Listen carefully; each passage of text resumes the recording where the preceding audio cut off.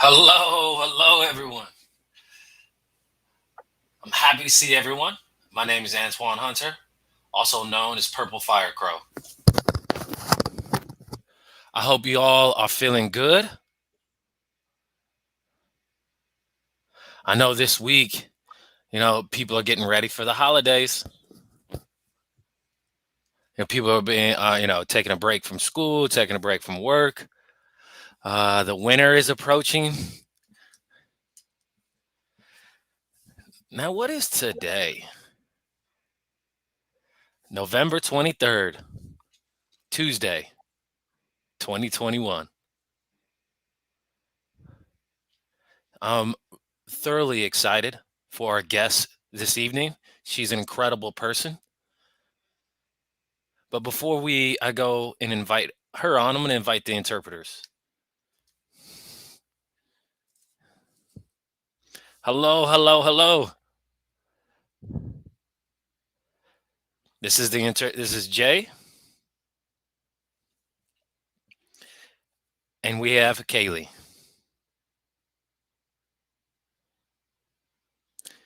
You two are fabulous. Thank you for coming and supporting us, serving us, and standing with us.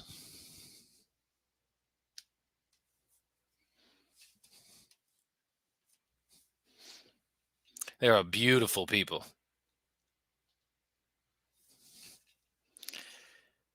Now, our guest's beautiful bio. Now, this is my dear friend, Dr. Liann Osborne.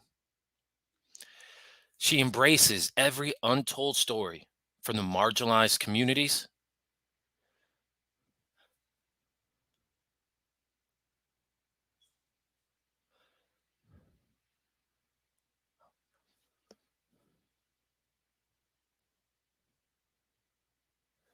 Her dissertation centered on Black Deaf Lives Matter in deaf education. Educators who reinforced and countered anti-Blackness while working with Black deaf students. She has an extensive professional experience that drives her to evolve into a better human.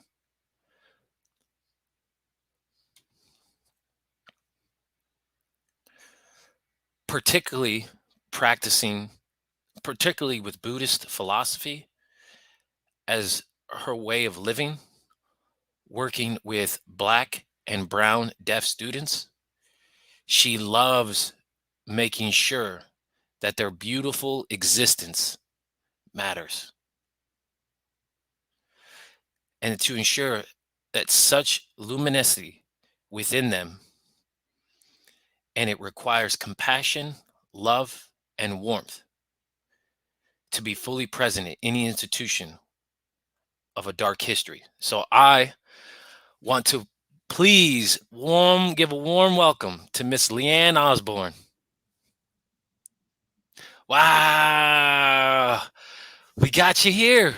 I'm thrilled to be here. First off, how are you?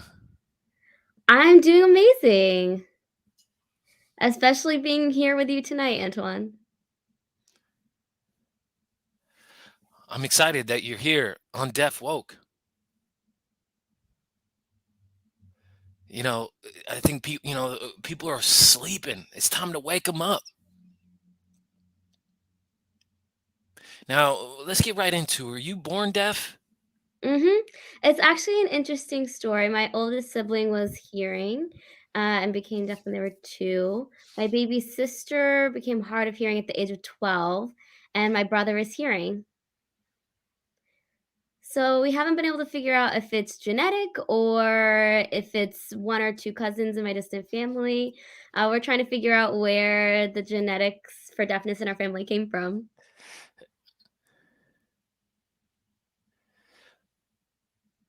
But your family is pro support, pro deaf. Also an interesting story, my mother very much is so, and has also invested in my Blackness. My dad, needed a little bit more of a role model to make sure that he is, aware. He experienced, racism, and both of my parents wanted me as a deaf person to develop a Black identity early on. Yes, of course, to identify with my deafness, but they wanted us all to sign at home. And ironically, we kind of rebelled by speaking at home, which got them a bit of a tizzy. But we would use spoken English and some sign language as well. And that really did build my confidence, both of my parents instilling those values in me. I wasn't allowed to make excuses because of my deafness. I couldn't use that deaf card. My mom did not take any of those excuses, and so my mom never also Punish. punished me as other, Black children were. Um, for example, spanking. When we would get in trouble, my mom would sit us down and have us write a one-page paper as to why we did that, what was the reasoning, why it was wrong, and that was how she would teach us and instruct us rather than spanking and some other common practices regards to punishment. Wow, yeah, it's interesting how, to teach children, to understand Mhm. their behavior, to understand, to think about critically. You don't have to think, you don't have to spank, or there's different ways to be able to kind of instill thought, right? You sit down, sit, and really reflect. Definitely been beneficial for you, huh? Right, and I have to tell you, so my dad, he's Muslim, and he would teach me to pray, to be grounded. And he would do a I would have so much energy just running all around, and my dad would say, "Come along." And, I'm a kid, I'm young, I'm 5 years old, and my dad would walk me outside and teach me grounding techniques. So he would say, "Look at this colorful flower, look at these things in nature," things that would help me calm down, de-escalate. And then later, when I was going through some tough times of my own with my EDD program, What is EDD? education doctorate, my ed Froze. She oh, froze. we froze a little bit for a moment, but my educational program, and when I was having to do a lot of preparation for that, I found myself going for on walks, looking at the beauty in nature, and that really grounded me back to those moments with my father. It brought me right back. Wow. Actually, I plan to ask, being that your father was a practiced Muslim. Um, oh, Another wait, hold on, Catholic. wait, what? You were Catholic? No, so I didn't. I I transitioned didn't into the Buddhist philosophy. Oop. I didn't, identify into my Buddhism until later in life. Around the time of high school, I was in the library just looking at some books that were left, and I took a few books home. I said, "Oh, I see these books are left." And, it really wasn't an accident. It was meant to be. It was meant to be a part of my journey. And that is when I started to really look inward at my behavior. I was a very angry, kind of volatile child growing up, and my dad would speak really slowly with me, and the problem is that my dad would use, words that complicated words that I didn't know what they meant, and so I would have to go into the dictionary and look up what he was saying, what those words were, and so I had to go back later, look up what those words meant to try and connect what my father was trying to say to me, but in that moment, I wasn't too sure, and so I had to, go back and make that connection, but my sister is Christian, my baby sister, yeah, she's, mixture between Christian and Buddhist. And my parents really just allowed us to make that decision of whatever feels right and what makes you happy. That's fascinating that there's the diversity of religions, Mhm. teachings, and it's awesome that there isn't much, animosity towards the family, but you guys are all, strong bonded. Yeah, not at all. We may disagree and recognize each other's point of view, and that is accepted. We recognize how multifaceted our perspectives are and how the beauty within that. And my parents separated when I was around 4. So my parents did co-parenting, and it was so nice that both my parents were still in my life. And what was interesting about my upbringing was that my father, he would do, everything for us in terms of, um,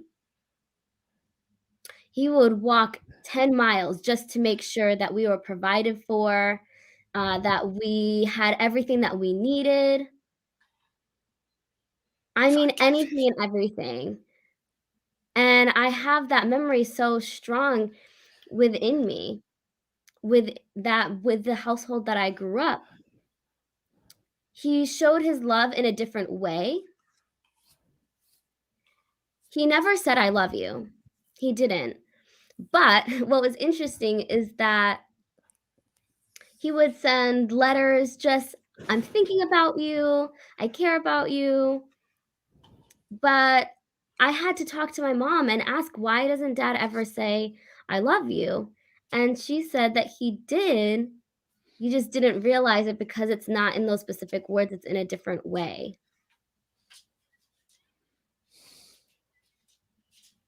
And so I learned to accept love in different forms.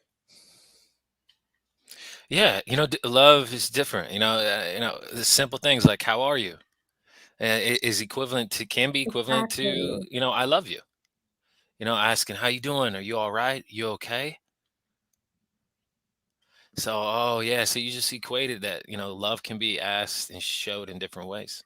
exactly.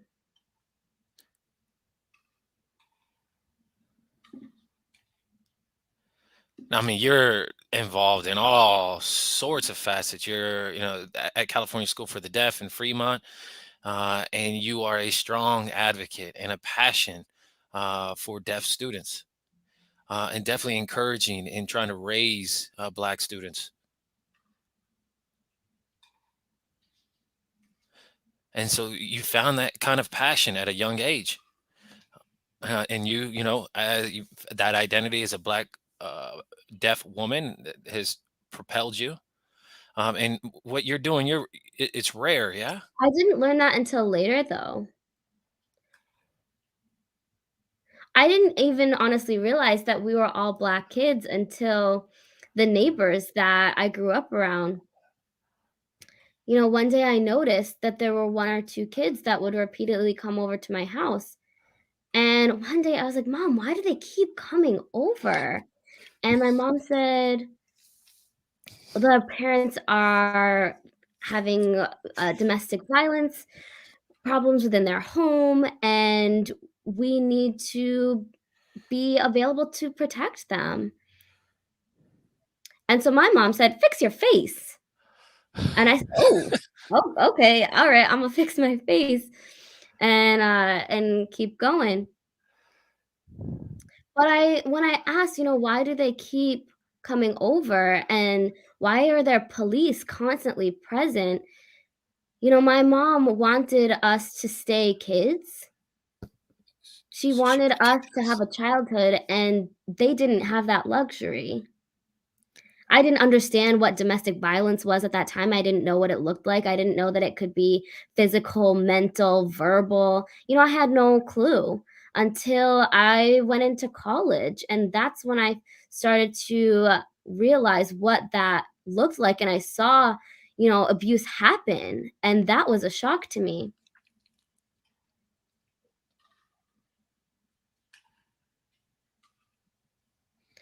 And what happened was one of my friends, they got a black eye from their partner. They were spat on and had to bring them to the hospital, because she was cussing us out, saying, "Where's my boyfriend?" And it was just a horrible situation. But I was scared of their partner. I didn't want to experience something like that in my life. And I asked, "How often does he beat you up?" "Oh, well, it's not normal. It doesn't happen very often." You know, but I just what? I was shocked. And I was stayed with her the whole night, and I talked to my mom about the situation. And we talked about how within the Black community, it can be something that's swept under the rug, especially during earlier time periods. It was something that was kept behind closed doors that wasn't talked about. What happens in the home stays in the home. And my mom shared that when she was growing up in her household, she saw her mom being abused. And that's why I finally understood, why my mother was so protective. And so I learned to really listen to people's stories to find out who they are and what they go through. Right. It's critical that we provide a space to be able to listen to people. Too often people are dismissed. And it's taken your whole life to learn how to be able to listen. We realize, men are, very the hierarchy and controlling of women. And we have to resist, especially that type of education. And, women have a voice. And we have to resist, that men kind of take the scene and take over the voices of our women. Too often women are dismissed, and no, we need to get their voice out of them. Too often that we shun these women's voices. We need to pull these women out, their voices. You're absolutely right. And what I've come to notice is that we can't fix their thinking. The person has to want to change for themselves. And so you can support them and give them all of the resources that they need, but ultimately it's their decision if they want to make that change. And so you just have to say, "Okay, I'll be here when you're ready, but I can't tolerate that kind of behavior." And when I grew up, while I was growing up, I witnessed cousins and uncles that honestly, they were Huge. built bigger and huge guys, tall and muscular.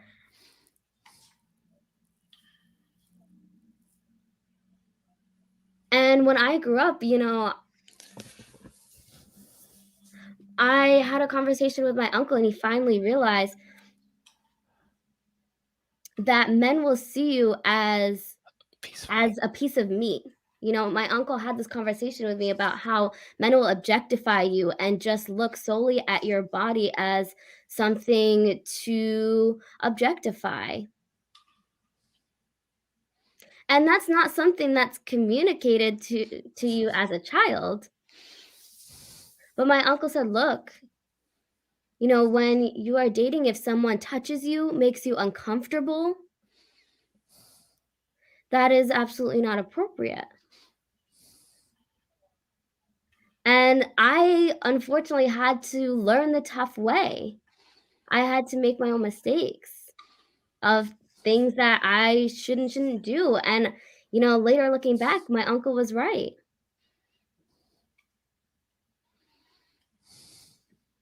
During high school and early college, I wasn't really interested in dating, which was good. But then eventually when I did go on dates, it was very important that people be clear with their intentions, so that you discuss and communicate what your boundaries are and clearly lay those out.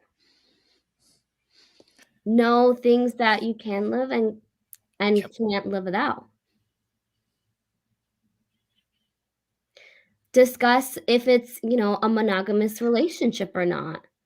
That way, there's no, ambiguity about the relationship if, you're with another person and then, the other partner thinks that they've been cheated on, so be clear from the onset about that. And when I was introducing partners to my family, if that didn't work out with my family and that we weren't accepted, well, bye-bye. My Yeah, family right. just go Yeah, through. if it doesn't coincide with the families, gotta go. Exactly, we would have food at the dinner table, and if, my family didn't like their energy or even offer to help clean up, "Alright, time to go."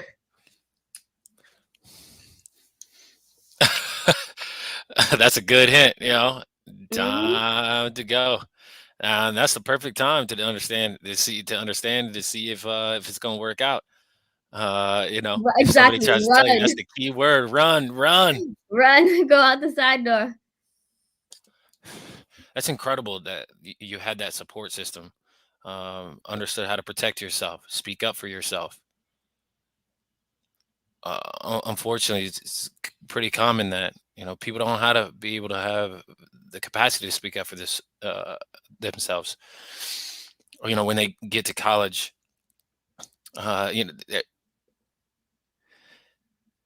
fighting simply for their own human rights. Exactly. Now, doctor. Now, what's your degree? Your PhD in? It's in educational leadership for social justice. I really had a passion for social justice growing up, and my parents really wanted me to make sure that I was aware of my rights as a deaf person, my rights as a Black person, my rights as a woman. And I have to tell you a funny story. My mom made it very clear, the different identities that I had, and it was clear that you can see my Blackness, but you couldn't see my deafness. And so when I was around 3,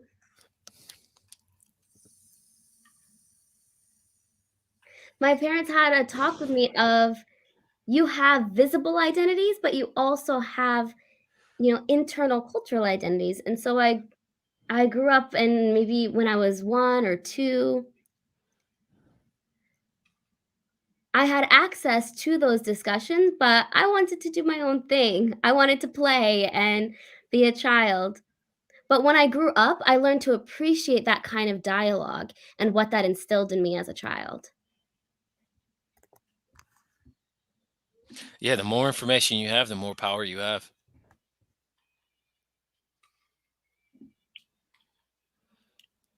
You mentioned about deaf Black children and the forms of education. Is this something that is experienced often?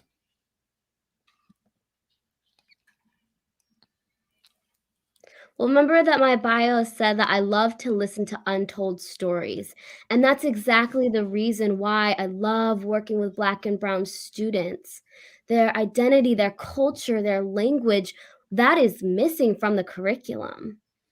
And growing up in school, going to school myself, and I was trying to figure out who I am, but I couldn't identify with that in the curriculum. And so I became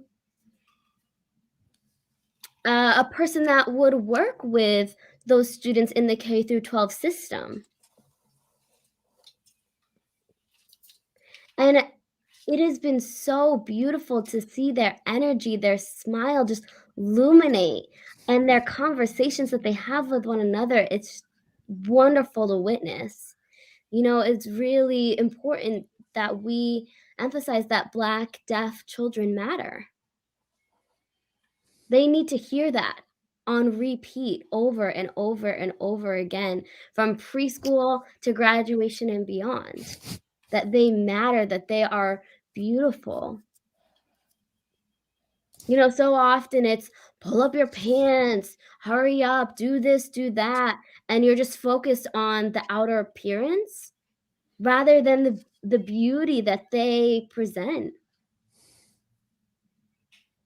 Because so often in the school system, what's harped on is their hair and their clothing, making sure that that matches the mainstream. I completely agree. As children, you become adults. And they as when they become adults, and somebody makes just a compliment, they question it. Mhm. It's typically grown up hearing kind of negative connotation. You know, it's important that we share that positive environment, that positive affirmations. More affirmations. Right.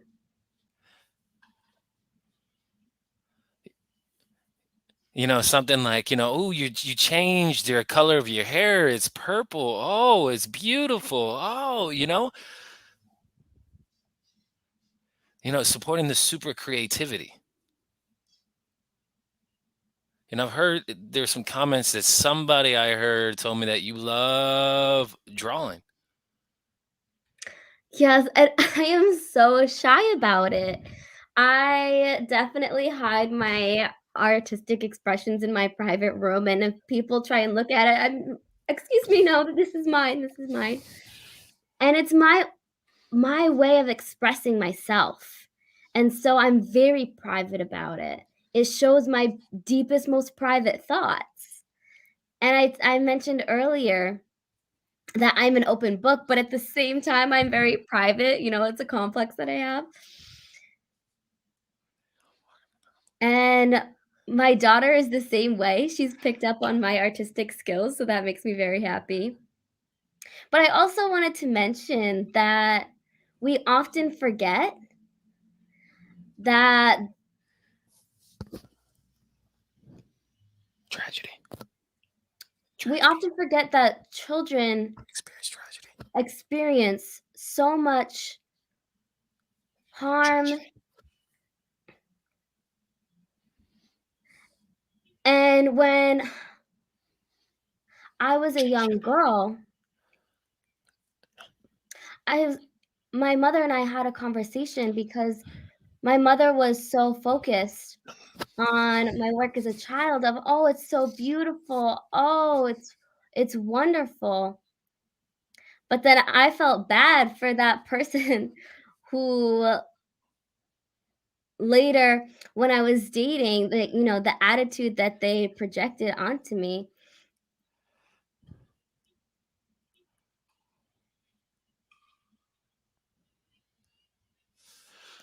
My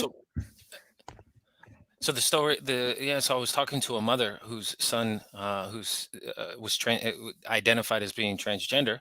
Mother didn't feel really, comfortable. She introduced her as him, and I said, "Wow, you have a beautiful daughter." So trying to the accepting, being transgender and being black have the uh, highest death rate. So it's just, it's really just, I wanted to show that child love. Thank you for doing that. People really don't know how to kind of react to that situation. Leanne said, I have no other options.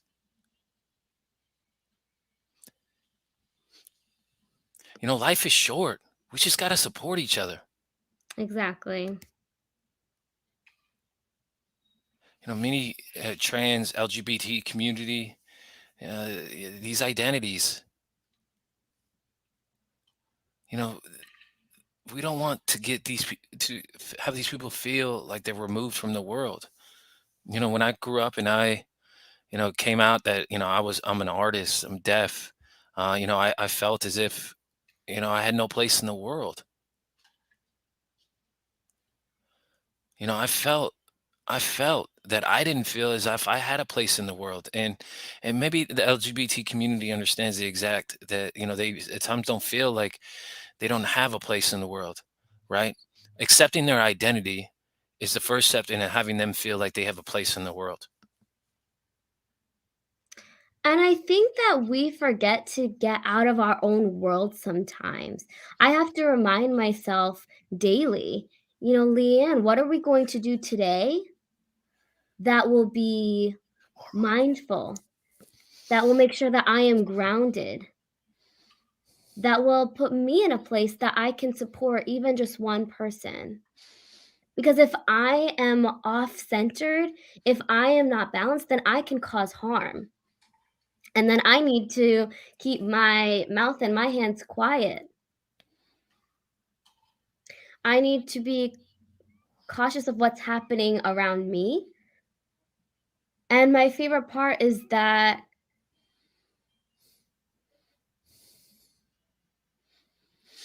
I need to address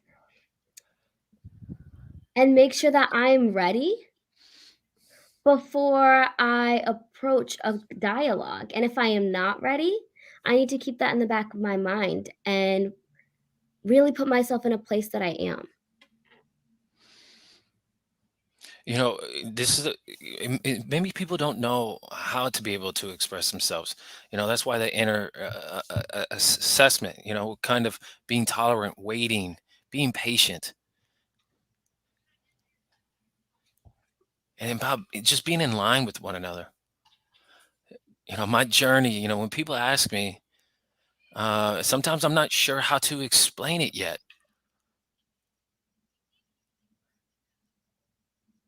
I mean, you're a brilliant person.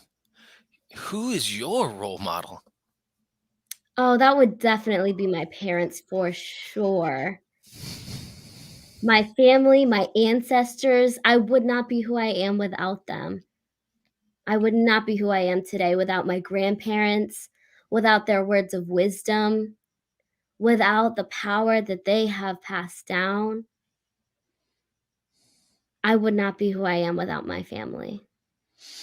Shout out to your family.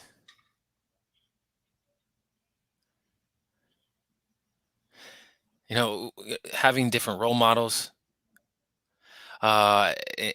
which brings us to our game, which is name these people.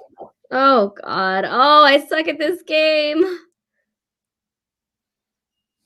I am truly awful with names. So you have two options. You can name the individual or describe what they do. Okay.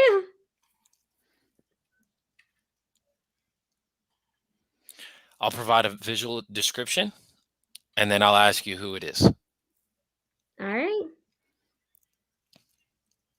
Visual description: picture of a black trans non-binary person, wears medium short black locks, a pair of black clear framed eyeglasses, a short sleeved light blue button down shirt. Some tattoos are visible on their right arm, holding their hands with nails painted in a trans flag's color and smiling happily. The background is beige. Oh, they look familiar. Who is it? Oh, I wanna say CJ so bad, but they look like my friend CJ. Oh, Armani.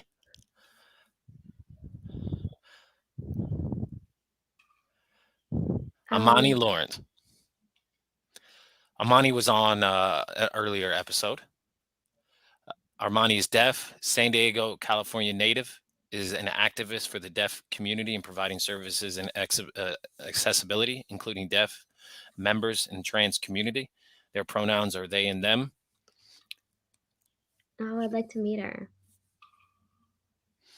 Virtual picture of an African American female where in black braids pulling in the back, a white ivory long sleeved V blouse, a pair brace arrow down earrings, groom up into beautiful brown sugar toned skin with warm ruby lip color.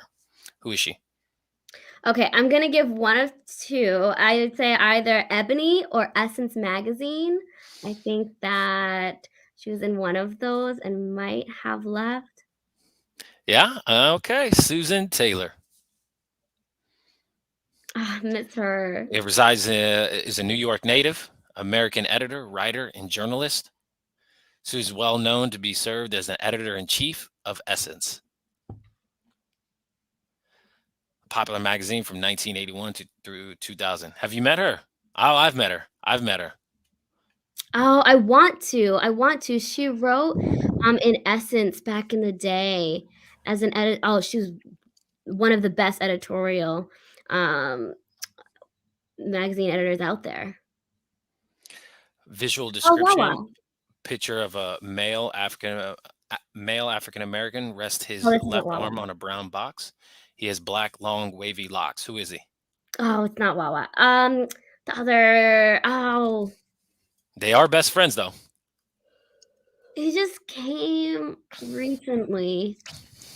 Oh, and I forgot. Oh my goodness. Yeah, he did come to the MBDA festival or meeting. Wow. His energy though was, and he's a dancer. I know he's a very skilled dancer and performer. And it was the way he danced was expressing a story. Oh, it's Fred Beam. Yeah, Fred Beam, His energy. director, choreographer, dancer of two international touring dance companies. The Wild Zappers of Deaf Male Dancers and a National Deaf Dance Theater and a mainstream dance company. Currently, he resides in New York uh, and, and developed Sunshine 2.0. Yes, because Sunshine 2.0 came to do a performance for my students and they loved it. Visual description: picture of an African American female stands signing for deaf, wears a honey blonde long locks with a ponytail at the crowned center of her head, a silver hoop earring, and baby blue woolen jacket matching to her blue jeans. The background is shown of several cream pillars behind her. Who is she? Charmaine, she talks about her Black deaf family and signs being passed down through the generations. I love her story. Yes, come on, give me more. Yeah, give us more. Well, she loves to share about her grandparents in particular and how they signed and how they brought that history. And so I really love following her on social media, seeing what's up with her. I'm waiting for more stories like that. This might be a tough one. A picture of an African American male wears a short black hair and a black trimmed mustache, wears in his black suit with white sleeve popping out and a gold watch on his left hand wrist. I grew up thinking he was gonna be my husband, but Martin Luther King Jr. I just knew I was gonna marry that man. This is indeed Martin Luther King Jr., an Atlanta, Georgia native, was an American Baptist minister and activist who became the most visible spokesman and leader in American civil rights movement from 1995 until his assassination. This is a visual description of a picture of an African American female stands holding the silver bar at the below and looking at the camera, smiling with soft red lipstick on her lips. She wears in her black long braids that pull back from her beautiful face, and silver earrings is visible. Who is she? Oh, I met her in Oakland, actually. Um, Carolyn, mhm. Yep, Dr. Carolyn McCaskill. I love her energy as well. What a beautiful soul she is. I'm just in awe of her essence, of who she is, of her commitment to uplifting the community. Just everything she says, I'm just floored by. We need more people like her. Yep, she's a career counselor, associated professor, author, and recently founding the director School of Arts and Humanities, including the Deaf Studies at Gallaudet University in Washington, D.C. She's known as the co-authoring a book that calls The Hidden Treasures of Black ASL. Do you have that book?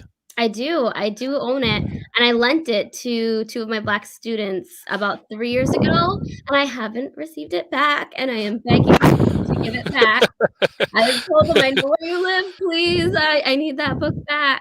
So I'm waiting for it. Yes, that's good. That's good. Visual description: a picture of an African American male appears in his black jacket, white collar, and light brown tie. Wears in a black flat haircut, neatly in black, full trimmed beard, looking at the camera, looking so serious. Who is he? Someone who used to go to Def Jam with me, but I have no clue. I don't know. JC Smith. J.C. Smith, native of Jackson, Mississippi, football star and Black Student Union leader at Gallaudet University in Washington, D.C. He's been seen on preserving Black American Sign Language in the deaf community on ABC Night News, prime for an interview. Yeah, he's an incredible person. Have you met him before? It'll need to be on your checklist of things to do.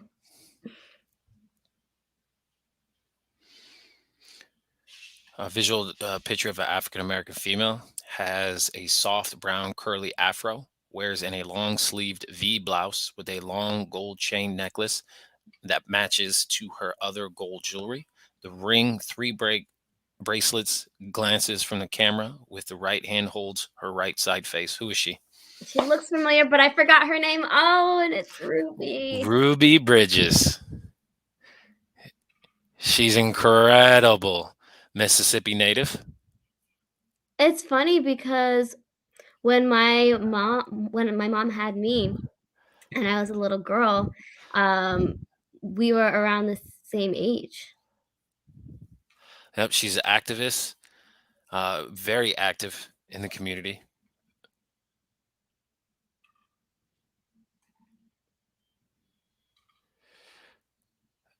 She's child designated to the all-white Williams France Elementary School in Louisiana during the New Orleans school desegregation crisis on November 14, 1960.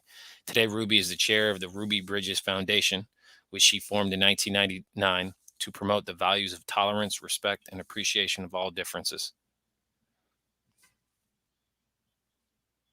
I think this is the last one.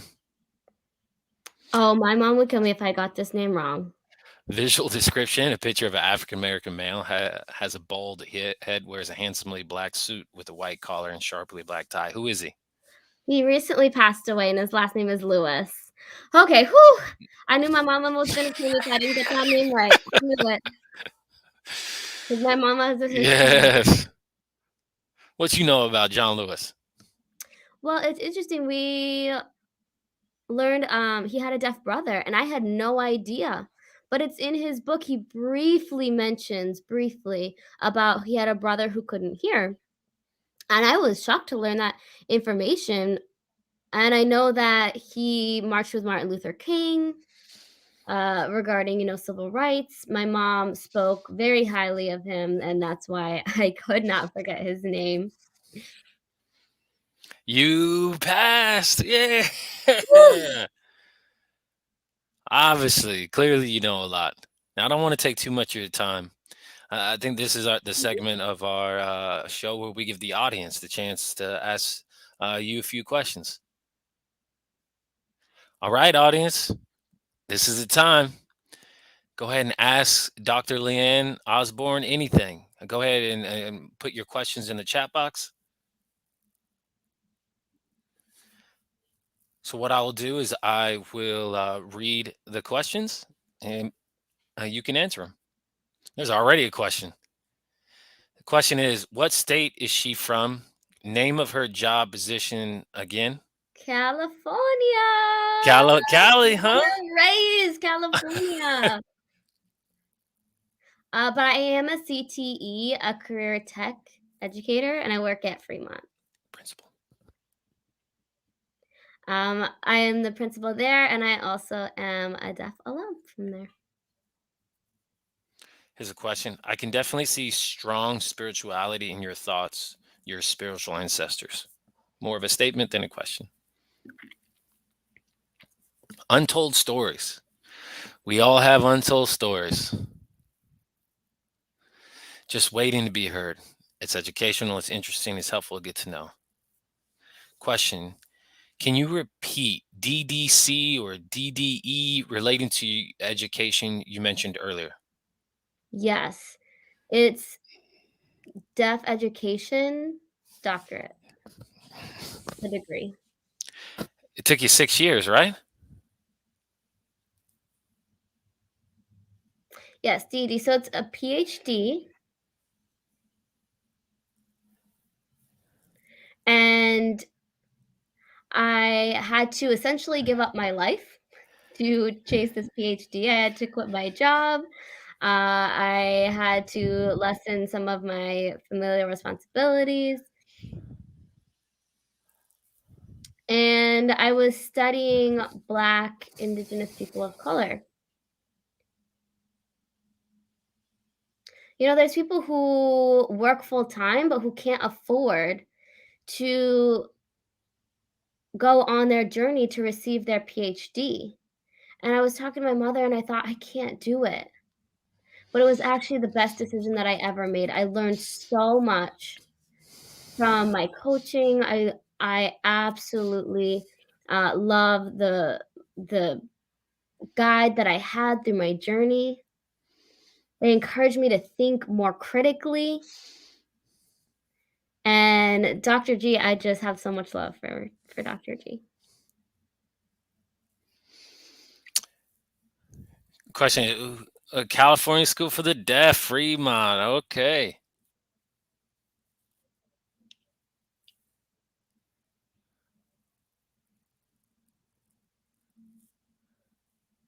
There's a comment that said, "Go, girl."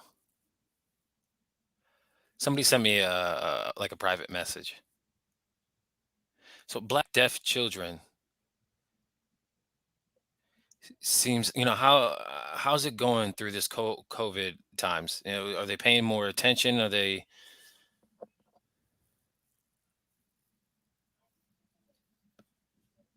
frozen? What we found out is that during COVID, we've had some trouble because of the inequities, the poverty line, just families who are struggling to provide for their children, and also the inequity in Wi-Fi and internet accessibility. And so we have been figuring out how we can help meet their basic needs. And it's been heartbreaking to see how COVID has just really impacted everyone in their home life just in trying to feed their families. And so we've been providing lunches, uh, dinners can be more challenging, and it's just been really rough on them.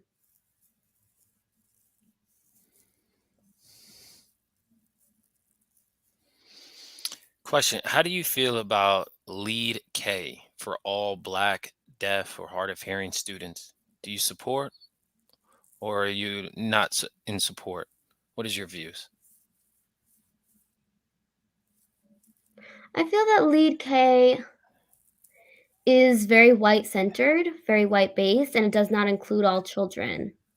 The issue that I have with it that I've seen is that Black families, they prefer and Black deaf families prefer their children to use spoken English and not to encourage sign language. However, that language accessibility is important to equality to their hearing peers. And so I choose to, with those students, use gestures or other forms of communication, and I don't use my spoken voice with those students. I don't want them I don't wanna mislead the families that I am encouraging that method. I am encouraging Black deaf students to be proud of who they are, of their Black identity, of their deaf identity, and I want to make sure that they have an understanding of who they are, of the culture that they innately have. I am Creole. My family is from Louisiana, and I identify as Black Creole, and many people don't know what that is because they say I'm a Louisiana girl, but no, I have to explain my family culture, the food even that we eat, and the Creole language that we speak.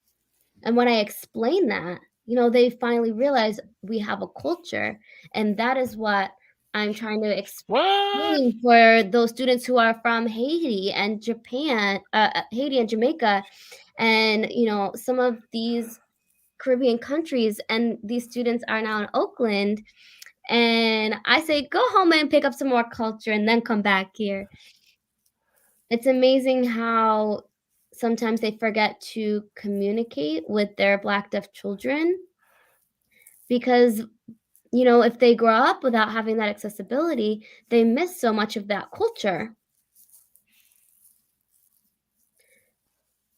Sometimes there's no dialogue that happens, and so these students are making assumptions and guessing, but that dialogue isn't clear. I mean, just from this conversation, your energy is always on high.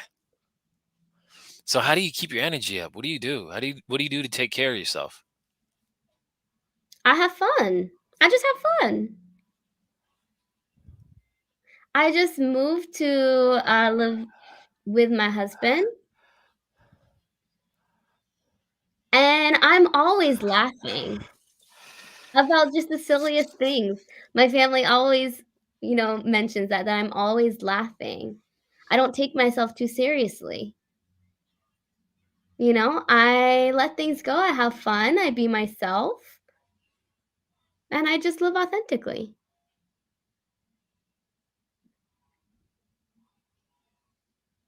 What's your favorite thing to do? I love sewing Hmm. Hmm. and embroidery. I also crochet and reading. I'm an avid reader. I have many, many books. I have my own personal library at home. My mother instilled a love of reading in all of her children. And so I've always been curious of what that means, of what was that time period, of why was this important. And so growing up, just a love of reading was always innate love. Do you have a favorite book? I don't want to cheat and say one of the other, but right now I'm waking up. I'm reading a book called Wake Up. It's about the value of BIPOC individuals and educating regarding racism, regarding self-care, being okay with saying no, I'm not interested in doing that and saying the word no. And so when people keep asking me, "Can you do this? Can you do this?" I say, "I suggest you read this book."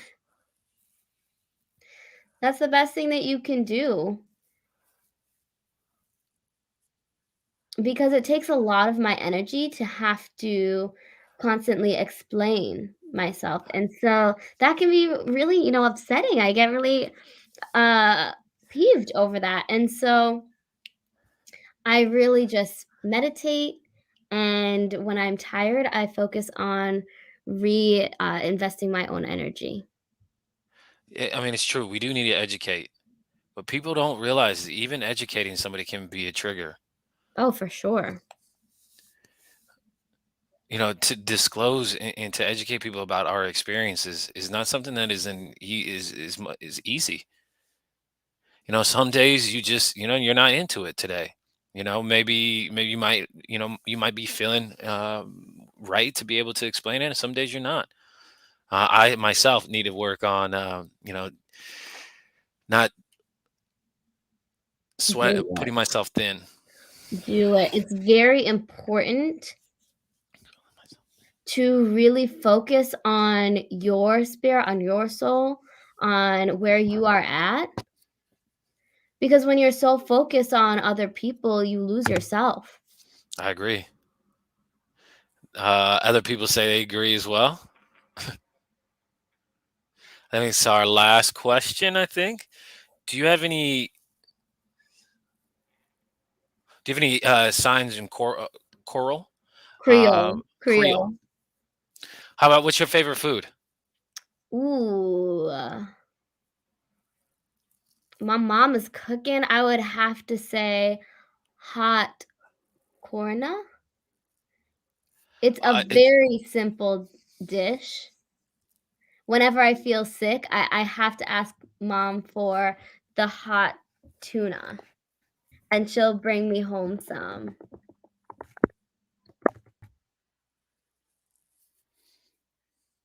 And it's oil, and it is, fried in the oil. You eat it with rice. I'm sorry. Did you say hot tuna? Did you Mhm. say hot? I'm sorry. What? I know it's simple, but ooh, ooh, the flavor. I don't. Is there some other secret behind it? Cross my heart. It's the roux that's the secret. It's how you make the roux. Most Creole food, you have to start with a roux as a base. So, for example, a beef stew, my mom would make the roux first, and then you add in all the other ingredients on top of that. And my mom, we were poor growing up, and so she would always be sure to stretch those meals. And so whenever I had mama's home cooked meals, you're making me want it now. I'm gonna have to say goodnight to go get some of that. Question is, have you read "Awakening the Natural Genius of Black Children"? I haven't yet, but I am interested in reading that.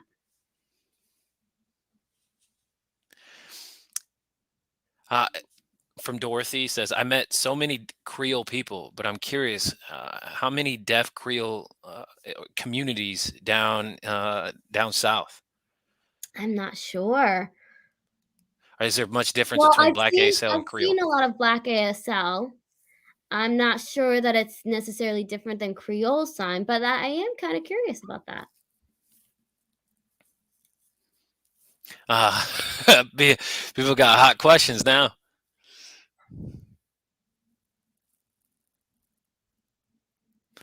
Like I know you are a busy, busy person, and you have quite a bit of things to do. But this evening, I've learned so much from you. Do you have a final thought, something burning you want to share with the people, something you want to leave the people to think different? Make hot tuna. No, seriously. Okay, I would say I would just want you all to know that you matter to me, even if I don't know who you are yet. I wanna take the time to listen to your story because that is very powerful for me. And so it's been a pleasure to be here tonight. Your support has been wonderful. And just to all the people out there, to all the black and brown students that need us, that need those deaf role models supporting them, who can show them the culture and who they are and what family looks like. What that black and brown interpreters are out there. We have to invest in our black deaf family and listen to each other. There may be some resistance, but we just have to be patient and keep going. Thank you so much for coming and sharing your story. Oh, thank you for being patient with me. Thank you for being patient with my Wi-Fi struggles and my connecting issues. Thank you. Nah, we forgot it happened. I don't. You may not realize that you could have saved somebody's life, and you could have saved some other people's lives today. Thank you. You helped us graduate. So thank you for coming. You've taught us so much. Thank you, Antoine. Have a good night. Wow. What? That was Liann. Let's give it up for her, yeah? She shared so much tonight. You know, my final thought, whether your family has various forms of religion, diversity, different backgrounds, different identities, it's about coming together and being a family. And it's possible.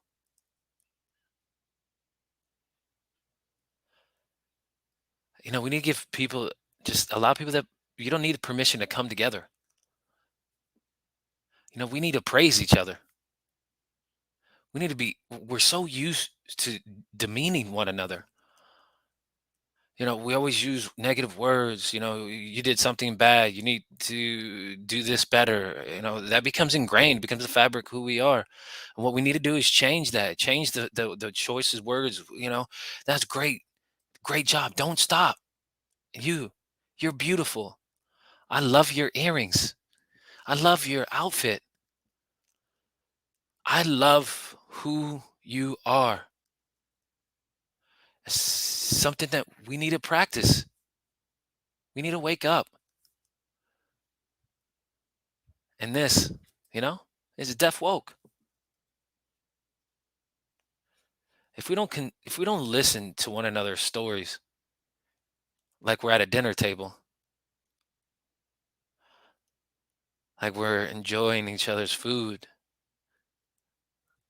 listening to each other's stories, but if we don't have a place to listen to each other, then we feel like our story ends and we feel off centered. We need to be able to provide space to listen to one another.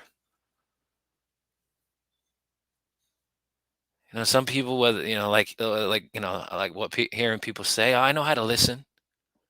No, but all because you can hear doesn't mean you know how to listen. Not listening with your eyes or your ears, but with your soul. And that's my final thought for this evening. I am Antoine Hunter, Purple Fire Crow. Thank you so much for watching.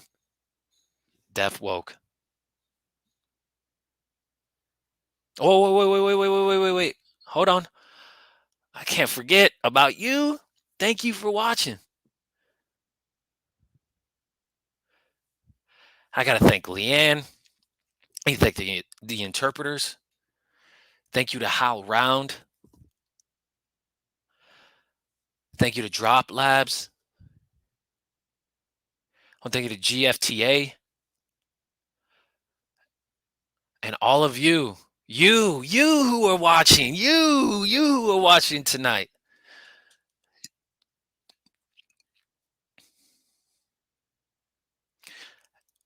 We're in some discussions with Pop Fish about merchandise discounts to get some shirts, masks.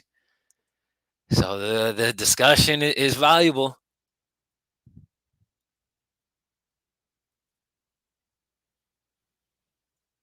Frozen. So please, during these holiday season, please don't drink and drive. Give that, if you're feeling tempted, give a person the keys. Now, please, if you're able to, you can donate to Deaf Woke.